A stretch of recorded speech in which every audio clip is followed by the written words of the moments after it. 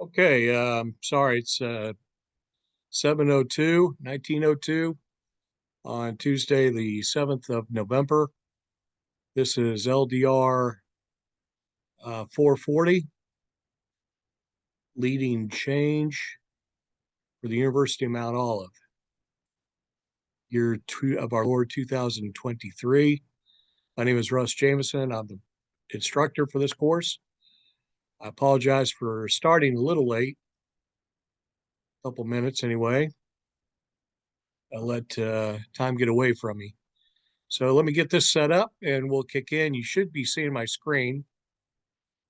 And it should be, you should see the text and welcome to LDR 440.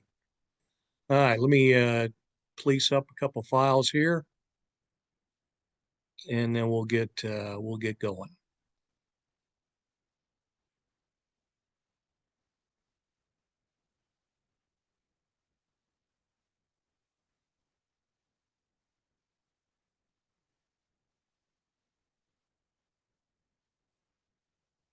All right, I think we're in there. Okay, good evening. Again, Russ Jamison, I'm your instructor. This is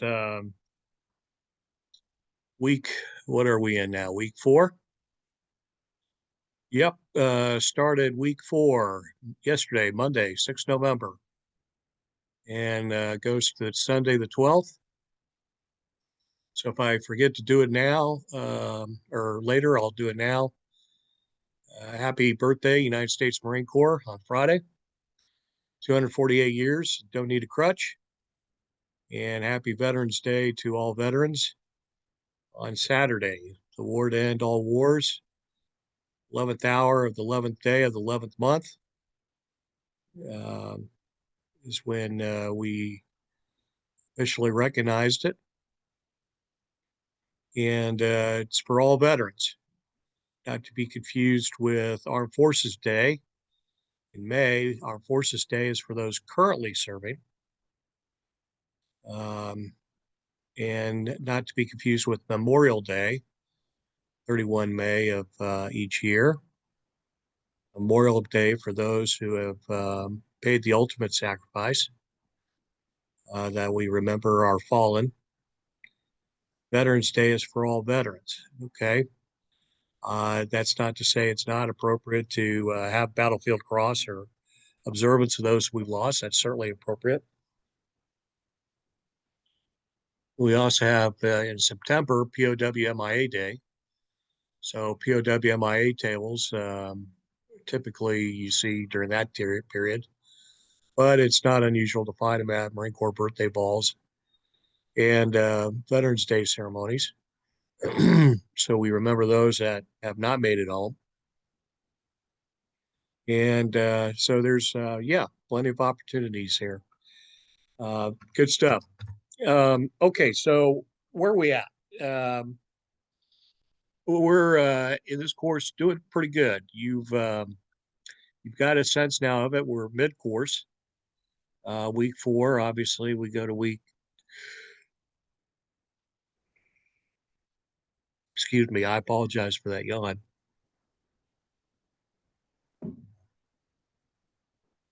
Or on my part. Okay, and this is just iced tea.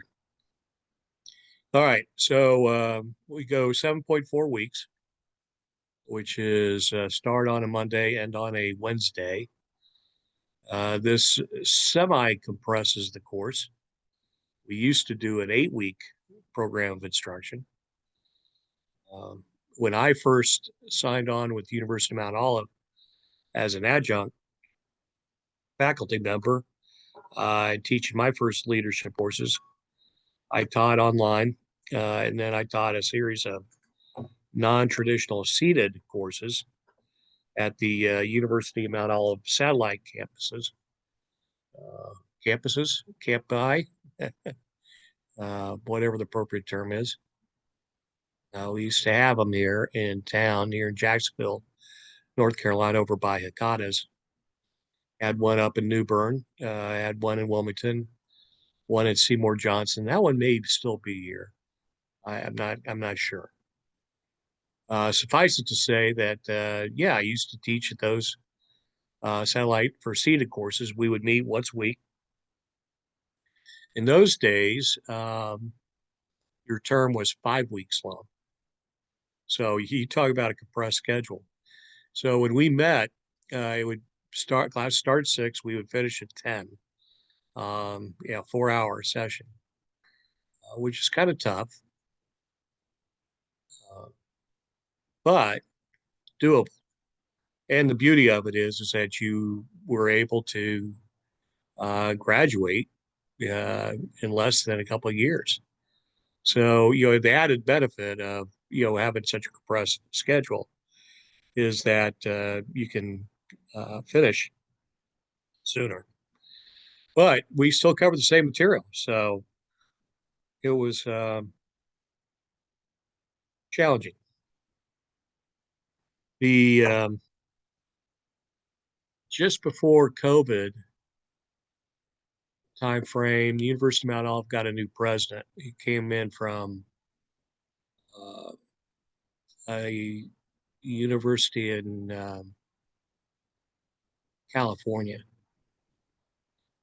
And he instituted some changes, quite a few, got rid of the satellite campuses, moved us to the 8-week program. Predominantly all non-traditional classes were now online. There was no seated. And some of us had some angst about that.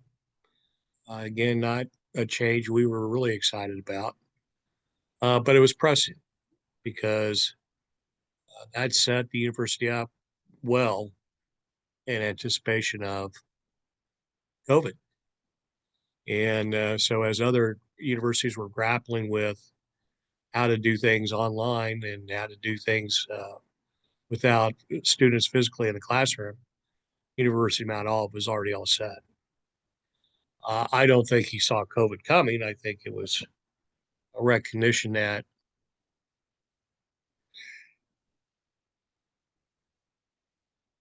excuse me again, I think it was a recognition that the university was bleeding money, and he had to stop some of the losses. And part of that, um, stopping the losses, was closing down the expense, quite frankly, of satellite campuses. I think that cost student body in the long run. I think closing at least the one here in Jacksonville was not quite the right answer, but that's just an opinion. Uh, we went to a 6-week program about a year or so ago. Yeah, maybe a year and a half, and did that for the better part of again a year and a half, and then now we're at a 7.4. The purpose of the 7.4 is to give a little extra time, um, without taking a big break in between terms. It gives everybody a couple days to just catch their breath, um, before you start the next course, at least 4 days. For the instructors, it helped because typically we would have you bring your final paper in on Sunday, the last day of class. And that was problematic in case there was any glitches. And we have to turn your final grade around within 2 days. So to get your paper on a Sunday night, typically everybody would wait until, again, 23:59, right up to the end. And then so have Monday and part of Tuesday to grade those papers was difficult. Not impossible, but difficult because for many of your instructors, yes, we actually read, what you submit. Um, I read your papers 3 times, and I will do that for this course. I get a first read in, complete, Make sure that you're answering the questions and that you've got some general format and flow aspects, organization and structure to your paper. The second reading is more precise. I'm looking at grammatical errors. I'm looking at punctuation, capitalization, sentence structure, um, rhetoric, transitions, APA adherence, paragraph headers, items such as that. And the third reading is, again, an overall of what I think the paper is. In other words, how effective were you in your arguments? How did it generally stand up to your peer group? No, I do not grade on a scale. I do not adjust grades to a bell curve. I grade papers on their merit. But I did notice initially when I started out grading or instructing, when I would grade papers, as an example, I might have been in a different mood. Now that seems emotional. It's not quite emotional. A different framework, maybe on one day than the next. Um, and so if I graded half the papers on one day and half on the other, uh, there might have been some bias. There might have been some elements that wasn't fully considering.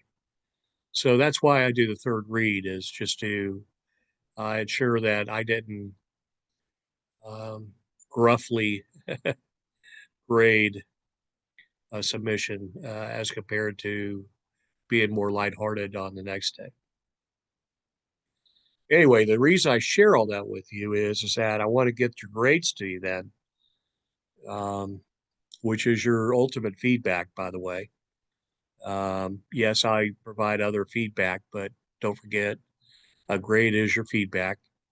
If you score a grade of 95 or above, actually 94 and above, that's an A. There are no A pluses, but an A paper, you have done a superb job. That means there's little for me to provide you in feedback. The um, Conversely, if you receive a D, you will know exactly why, or an F. And yes, I've given those. Sorry, I'm looking out the front window and there was somebody screaming down this road, slamming on their brakes for residential area. All right. Anyway, so that's in a nutshell uh, why we did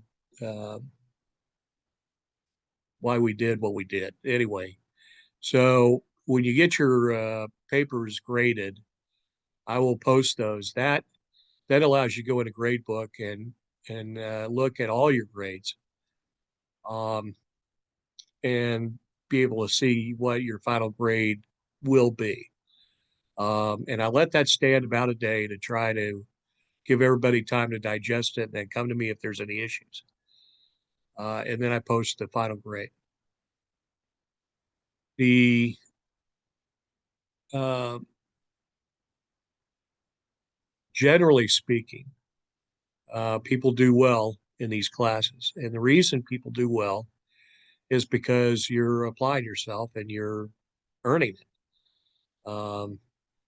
You know, this business of, well, you know, there should be a bell curve and, you know, 96.7% will fall within these frameworks is an okay statistical model, but I don't think it fully represents human behavior and activity. Certainly not in the sense of uh, a select population, in the sense of those attending the University of Mount Olive. I'm not saying there won't be a disparity of grades. There will be. There will be A students, B students, C, D, and those who gain Fs. But I will say that the majority of you, since you're spending your own money, that you're adult learners, you're in many cases well removed from high school days. I'm not calling you old, but you have more experience, are more serious about your studies, and thereby you're applying yourself more than perhaps what an average student would have do if he or she was straight out of high school, for example. And that application shows up. Again, like I said, I do give Fs. If you do not turn in work, you get a 0. If you don't make that work up, and University of Mount Olive policy is no makeup work, no acceptance of late work, then you're going to get an F. And there's no other way to say it. With that, if you have turned something in, I try to find some credit. Okay, I'm not saying I give credit for your name, but in many cases, I will award points for at least the attempt. Now, what that attempt was is ill-defined, and that may still be an F paper. It may be a D, okay, a C, or the like. In order to get a C, you need to at least generally meet um, the minimum standards. That means answering the questions. If you don't answer all the questions, then you don't get points for those. And that's where things start to pile up on you. I rarely give out 100s, although I do, have in the past. And like I said, I do give out Fs. Not every time, but when they're due. Same thing with academic integrity issues. Those will not get a passing grade, obviously. Okay. With that, um, even though the policy is no lay work and minimal work, no makeup work accepted, the dean has empowered the faculty. I'm part of your faculty, adjunct, albeit, to institute a measure of grace and understanding for what are called exigencies. There are things beyond your control that may prevent you from getting your work in on time. An internet outage of note, for example, last year, a couple of knuckleheads shot out some electric substations up in Moore County, knocked electricity and thus internet out up there for days.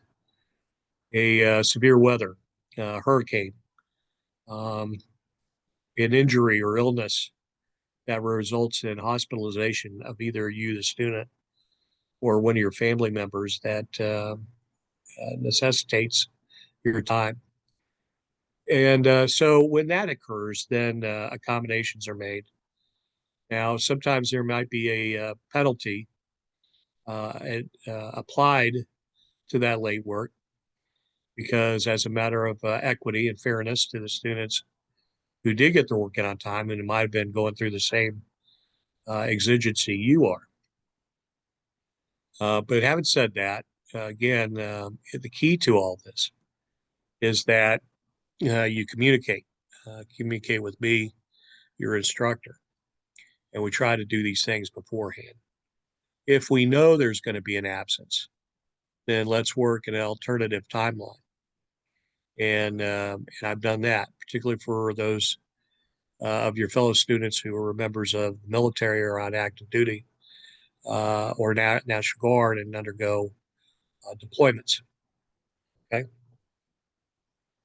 All right. So I think that pretty well covers most of it. So let's take a look at where we're at for this week. Come down here to our week 4 module, tile, if you will. Again, I always ask you, ensure you read the assignment instructions for this week in the announcement section. Hopefully you're doing that. Some of you are not. Just so you know, and for example, I'll go to that right now, by the way. So click on the house, scroll down to announcements. You'll see an announcement here on organizational change paper. Okay, so in week, I don't know why I said week 8. I'm going to have to fix that. I apologize.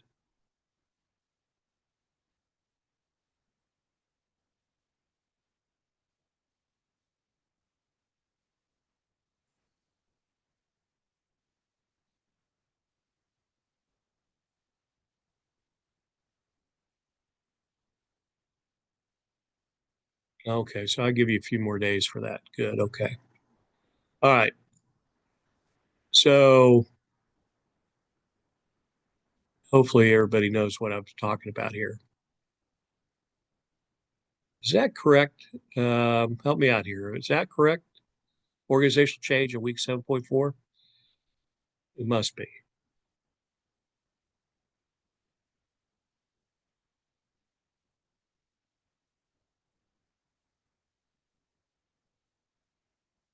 No, it should be week 7, Sunday, right? Yeah.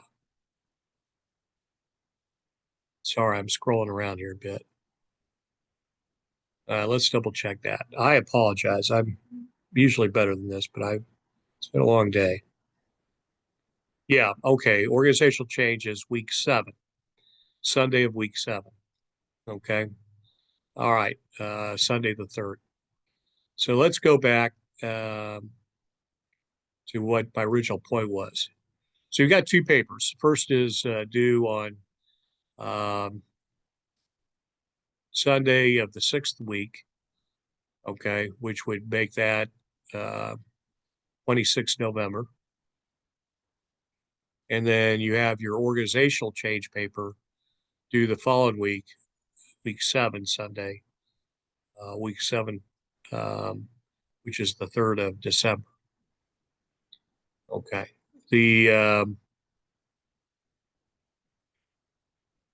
All right. That's why you don't have much work during the week, is because you got 2 papers. Each paper is worth 30%. So combined, 60% of your rate is these 2 papers. All right. Okay. So let's go back and change that to 7 or 7.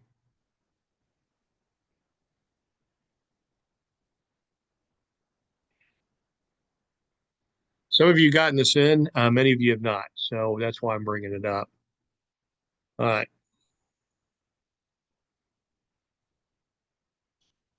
And what am I bringing up? Okay. On your organizational change paper, week 7, I want you to tell me what organization or company you're going to write about. Okay. It could be any. Okay. I'm not going to assign you the organization. I want you to be one that you've got some passion to write about. Yes, it can be your family. Okay.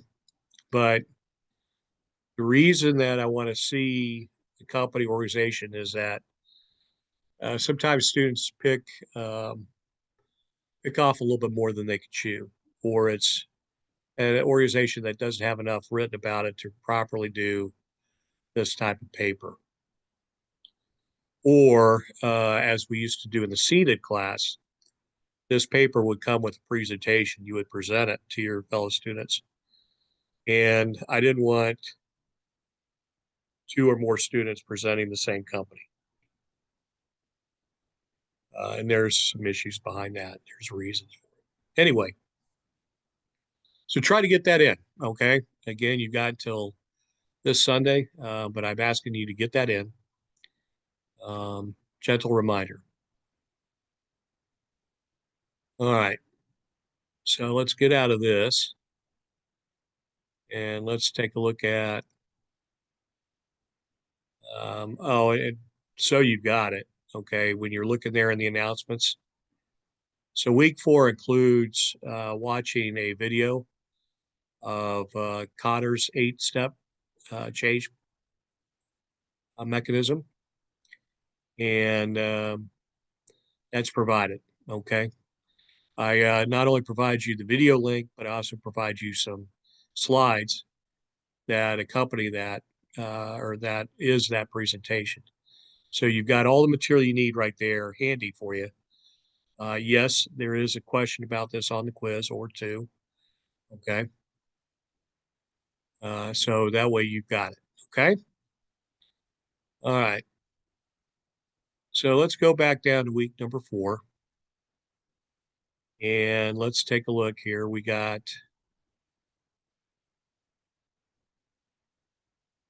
discussion forum, 2 questions.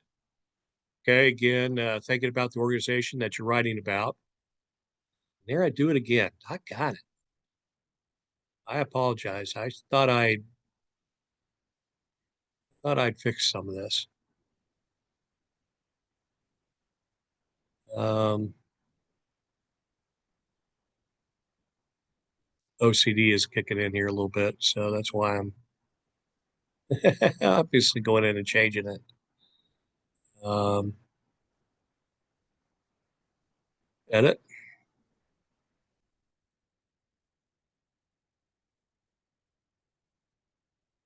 week 7.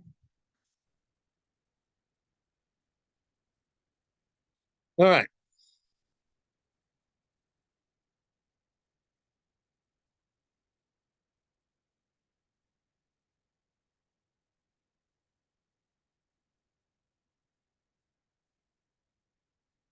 So what do you got to do this week? You got to read chapter 5, and you're going to read or watch the video, John Kotter's 8-step change management model.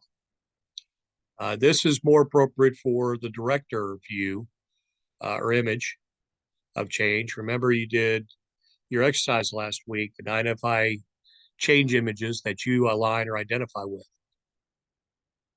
And this is more of a director's model. It's what we call an N-step model. There are many models out there.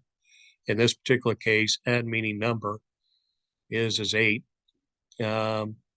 So think back to the organization writing about for your week 7 paper. I want you to identify positive and negative dimensions in that organization's culture. Okay.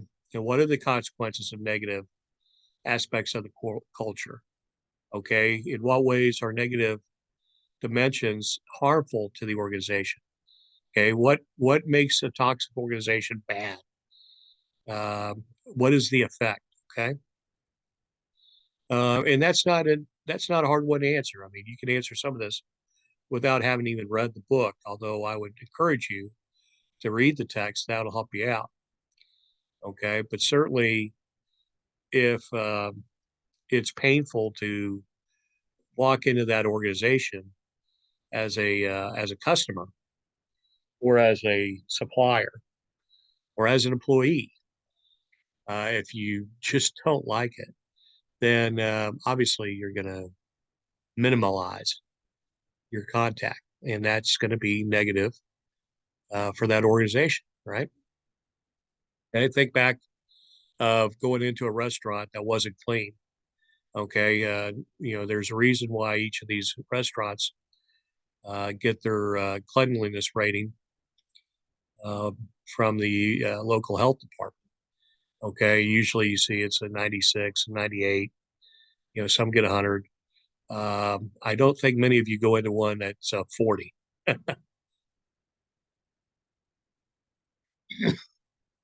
Okay. Discussion question number 2. Again, you're going to watch Kotter's model. Okay. Review the model, read, study the slides I sent you. Okay. And then look at the top 10 contributing factors of failure of change management. Okay. Which of those 10 contributing factors strikes a note with you, one that you've faced or seen before? So see if you can personalize this a little bit. I think you'll have some fun with this one. Again, get your responses in by tomorrow, Wednesday, the 8th of November. Ensure you comment on fellow students posting no later than Friday, 10 November. Happy 248th birthday, Marine Corps. And you got your quiz. Okay, quiz will open on noon tomorrow, Wednesday, the 8th of November. You've got until 1500 Sunday, 12 November to get it done. Again, the slides, that includes the Kotter slides, Kotter video slides. So you got everything you need right there. All right. Okay. 7:33. So I'm gonna wrap this up, even though I started a little late, a couple minutes late.